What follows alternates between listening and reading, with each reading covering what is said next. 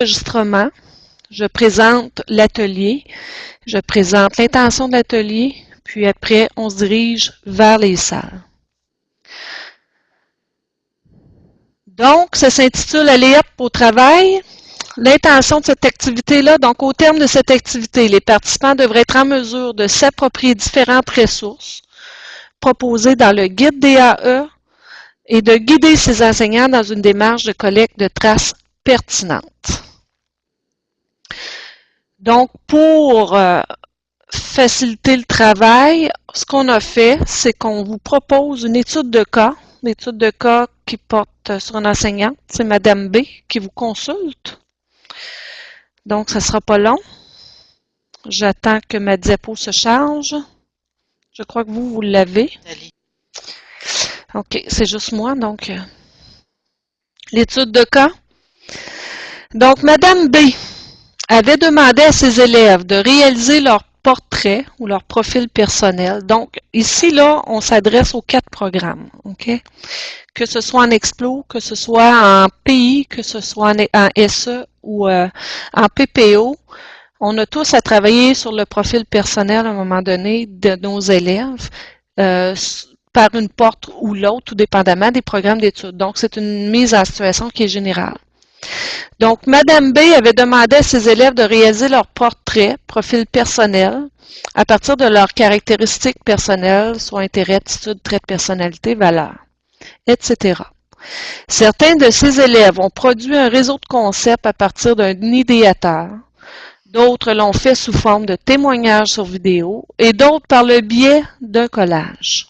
Vous vous rappelez le collage de Mathis qu'on vous avait présenté le 13 septembre. En analysant les productions de ses élèves, Madame B réalise que ses élèves sont très bons dans l'énumération de caractéristiques personnelles, mais sans faire de lien entre elles ou avec leurs découvertes. Donc, ils ne font qu'énumérer leurs caractéristiques. Madame B n'est pas satisfaite et se demande bien comment rendre ces productions plus parlantes, plus pertinentes. Une avenue se présente, la réflexion. En même temps que la solution émerge, une question surgit. Comment accompagner mes élèves dans la réalisation d'une bonne réflexion? Et c'est à ce moment qu'elle vous consulte. Donc, dans votre rôle d'accompagnateur, là, elle vous demande un coup de main.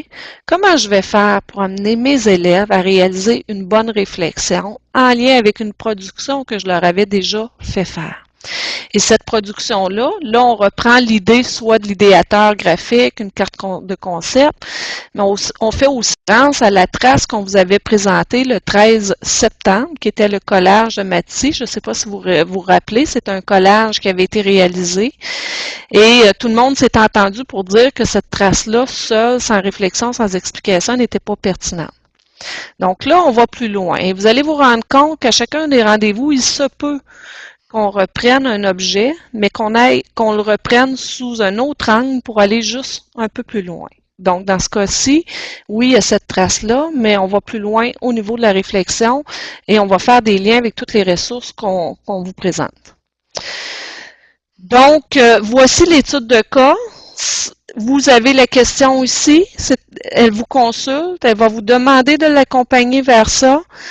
Et c'est ce qui va faire l'objet de travail. Maintenant, je vais vous diriger vers les salles.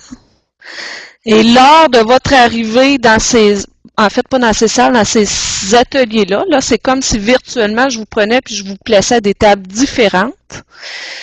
Vous serez accueillis par soit Marie-Claire ou soit Daniel.